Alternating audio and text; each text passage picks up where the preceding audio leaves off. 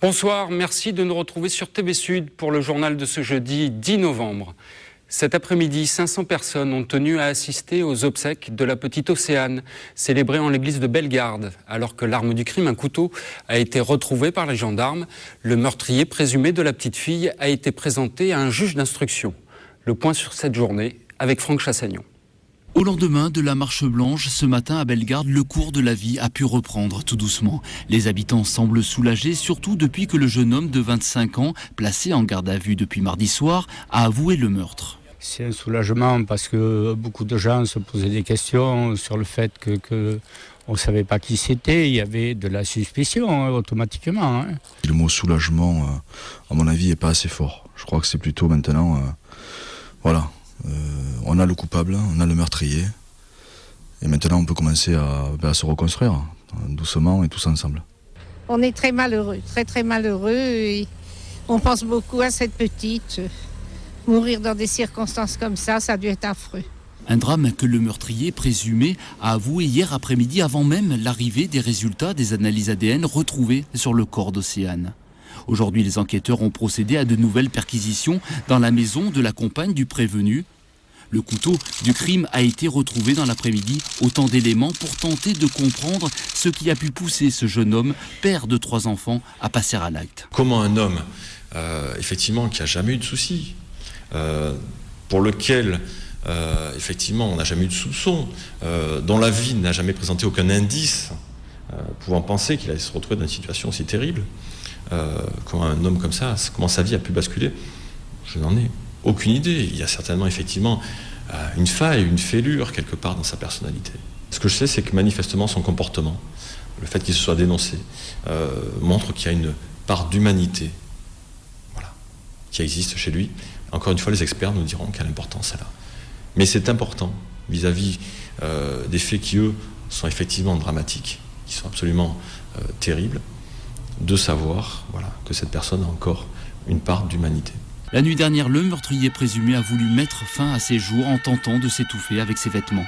En fin d'après-midi, il a été présenté à un juge d'instruction. Il pourrait être mis en examen pour meurtre sur mineur de 15 ans, accompagné, suivi ou précédé du crime de viol sur mineur de moins de 15 ans.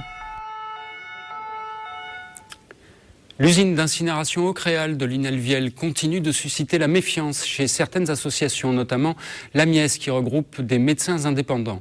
Ces derniers mènent une étude d'impact sur l'environnement et la santé des riverains de l'usine depuis plusieurs années. Aujourd'hui, de nouveaux prélèvements, notamment sanguins, ont été réalisés sur des volontaires. On écoute le docteur Francis Glémet au micro d'Olivier Brachard. C'est de voir dans l'environnement, sur des marqueurs biologiques que sont les lichens, les métaux lourds et ces perturbateurs endocriniens où ils en sont, et de manière indépendante avec un laboratoire accrédité indépendant, et ensuite sur des volontaires qui ont déjà été testés en 2007 et que nous allons revoir aujourd'hui en 2011. Donc sur 5 ans, nous allons pouvoir mesurer l'impact provoqué par l'incinérateur. Les résultats de ces dernières analyses seront connus sous 3 semaines. Rarement en ville aura si souvent changé de mairie. L'actuel hôtel de ville de Montpellier, situé place Francis Ponge, à côté du Polygone, a fermé ses portes cet après-midi. Olivier Brachard y était.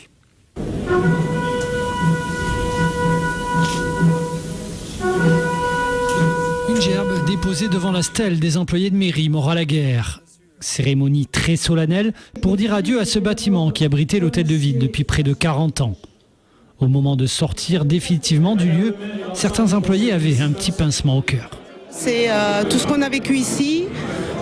Moi, ça fait 23 ans, j'ai encore un peu plus de 20 ans à faire à la nouvelle mairie, qui est à mon goût trop luxueuse, trop grande, et on perd une âme. Ici, il y a une âme.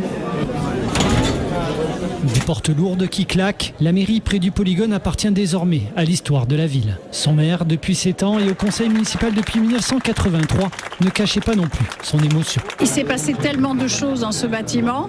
C'est un bâtiment, je suppose que s'il pouvait parler de tous les événements forts qu'il a vécu, les événements historiques, il y a beaucoup de choses à dire. Donc c'est pour ça que dans le fond, le fait que les archives restent là, c'est aussi un symbole. Le hall de la mairie servira de passage piéton. Quant aux bureaux, ils seront occupés par des entreprises ou des professions libérales.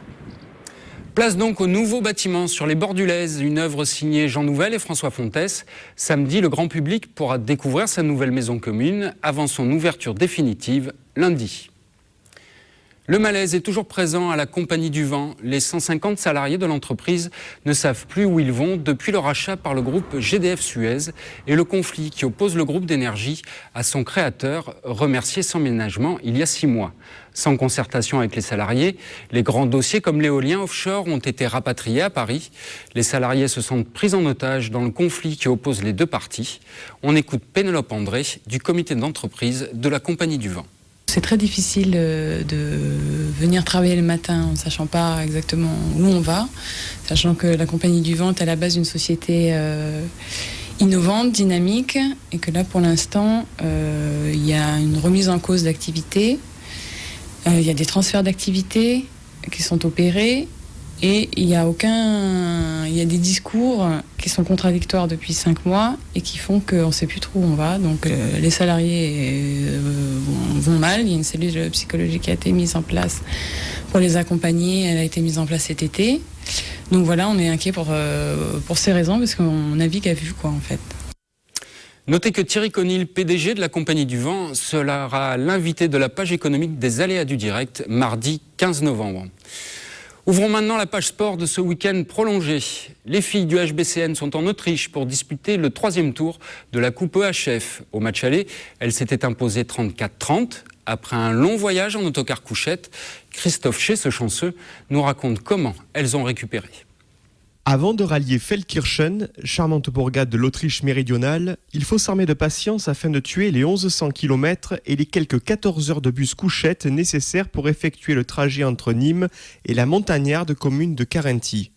Dans le cadre de son déplacement pour le match retour de Coupe d'Europe, les handballeuses du HBCN ont déjà quelques bonnes vieilles recettes dans les poches de leurs survettes. On a l'habitude, on anticipe, on sait qui doit emmener quel jeu, il y a les bouquins, il y en a qui prennent des DVD, l'ordinateur, il y en a qui prennent les jeux de cartes, donc c'est assez bien organisé, mine de rien, pour ce genre de déplacement. Certainement amies avec Morphée, d'autres joueuses trouvent le sommeil avec plus de facilité, faisant quoi qu'il en soit preuve d'une grande adaptabilité. Ça dépend des personnes, mais moi je sais que j'arrive dans le bus, je m'endors et je me lève le lendemain. Voilà. Chacun fait un peu comme il peut, mais non, moi j'ai de la chance, vraiment, j'arrive vraiment bien à dormir dans tous les transports en commun, mais c'est vrai que pour celles qui ont plus de mal, c'est un peu plus délicat. Ça me berce. Non, franchement, moi j'aime bien les bus couchettes et tout, c'est génial. Mais c'est vrai que ça plaît pas à tout le monde, il y a pas mal de filles qui ont mal au dos, mais moi c'est pas mon cas. Enfin, elles se débrouillent pour essayer de trouver une position qui peuvent les mettre le plus à l'aise possible, malgré que ce soit un bus couchette, donc c'est toujours délicat. Par contre, après, je pense qu'après le repas, on fera un petit check-up pour savoir qui a besoin de quoi, notamment sur les problèmes de dos, sur certaines joueuses, donc on fera certainement un massage récup, plus récup aussi membre inférieur, et puis on verra comment ça va se passer, mais a priori, en tant que professionnel, ça devrait bien aller. Arrivés en fin de matinée dans une coquette pension montagnarde, entre vaches et pâturages, les handballeuses nîmoises ont pris le temps de podcaster, partager et facebooker avant une pause déjeuner placée sous le signe des crudités et des sucres lents, annonçant déjà le premier entraînement de ce soir à la Sporthalle de Feldkirchen. Avec 4 buts d'avance après le match aller, les joueuses de Manuela Elie ne nourrissent pas une pression particulière, profitant de la sérénité de l'instant. Trop l'Autriche, j'ai pas souvent eu l'occasion de jouer en Autriche, j'y allais plutôt en vacances pour faire du ski, mais ouais, c'est sympa, on dirait un peu un décor d'auberge de film d'horreur. Cette nuit on va essayer de pas trop s'endormir mais non, mais c'est sympa, c'est un peu loin de tout, c'est vrai. Maintenant on n'est pas venu faire du shopping, on est venu jouer un match, on se retrouve voilà, un peu cloîtré à l'abri des regards. Bon, je trouve ça pas plus mal, sympa, ça change. Pour être complet, les fans de handball pourront revivre à 21h45 ce soir sur TV Sud le match aller des filles du HBCN face à Feldkirchen. Il est très fort, ce Christophe Chez. Le MHR s'attaque à un géant du rugby européen ce samedi. Pour leur première en H-Cup, la Grande Coupe d'Europe, les hommes de Fabien Galtier auront le privilège d'accueillir à la Mosson les Irlandais du Leinster, champions d'Europe en titre. Olivier Roiran est allé prendre le pouls de l'équipe montpelliéraine. La H-Cup, ils en ont rêvé, les joueurs du MHR. Cette fois, ils y sont. Une entrée par la grande porte à domicile face à la meilleure équipe européenne. Une nouvelle étape décisive, un défi qui passionne tout un club. Pour l'entraîneur, c'est toujours un challenge. Je crois que On peut penser que l'H Cup c'est le pendant du Super 15, donc dans l'hémisphère sud, et donc on rencontre le vainqueur de cette compétition-là. Donc il y a de l'excitation toujours quand on va. Après, on se dit que peut-être on va hausser notre niveau de jeu, un peu à l'instar d'un joueur de tennis qui joue 15 et qui rencontre moins 15. Il joue un peu mieux. Après, il y a toujours la possibilité qu'ils prennent 6-0, 6-0. Hein. On sait. Mais pour éviter la déroute, la jeune équipe montpelliéraine se prépare pour l'inconnu. Les repères manquent à un tel niveau de la compétition européenne. Pas de recul sur la H Cup et sur cet adversaire, champion en titre, sauf pour certains plus expérimentés. Il y a en plus ce début de top 14 plutôt compliqué, mais le groupe est là. Il s'affiche solide et motivé. Là, ça fait 2 semaines qu'on s'entraîne avec l'effectif au complet, donc on voit de suite que déjà la concurrence fait que le niveau s'élève, qu'il y a plus d'applications, que tout le monde est plus concentré. Voilà, ça joue aussi. Les internationaux du MHR n'auront donc pas tardé à redescendre de leur petit nuage néo-zélandais. Même si chacun savoure cette période au plus haut niveau, la lucidité reste de mise. On rentre de Coupe du Monde, pas le temps de s'en remettre, on reçoit ce qui se fait de mieux en Europe. Donc voilà, pas le temps de gamberger ou de se plaindre, et il faut retourner au boulot. Le groupe a bougé, il faut reconstruire une dynamique, un sentiment commun, et ça passe par des matchs comme ça. Je pense que batailler face à la meilleure équipe d'Europe, c'est le meilleur moyen de souder une équipe et un groupe. Et la bataille de H Cup contre le Leinster, c'est samedi 12 novembre à 14h30. Les joueurs du MHR espèrent beaucoup de leur public qui devrait remplir pour l'occasion le stade de la Mosson. Toujours en Coupe d'Europe, mais en basket cette fois, les filles du BLMA sont allées l'emporter en Croatie pour la 5e journée d'Euroleague. Longtemps menées, les Héroltaises ont su réagir pour l'emporter 96-82. Équisud, c'est parti. Le Salon du Cheval de Montpellier déroule sa 12e édition jusqu'à dimanche au Parc Expo et à l'Arena. Au programme, un concours international de saut d'obstacles, un spectacle de Jean-François Pignon ce jeudi soir et du horseball, de l'équitation western et bien sûr une centaine d'exposants tous dédiés aux meilleurs amis de l'homme. Et TV Sud et ses aléas sont à Équisud. Julien Lamoussière recevra de nombreux invités et particulièrement le célèbre dresseur de chevaux Jean-François Pignon. Rendez-vous incontournable de l'automne au Parc des Expos de Nîmes. Le Salon des métiers d'art rassemble près de 200 exposants sélectionnés pour leur excellence et leur talent.